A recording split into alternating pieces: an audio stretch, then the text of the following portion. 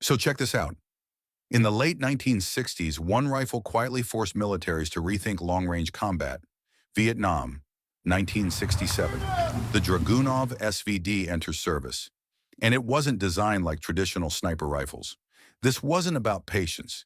It was about maintaining pressure at distance. While other designs focused on single deliberate shots, this one introduced a different philosophy: speed, consistency, and reach. And here's what surprises people. More than 50 years later, it's still in use across dozens of countries. 5 decades, multiple wars, one design that never disappeared. Some weapons don't just witness history, they shape it.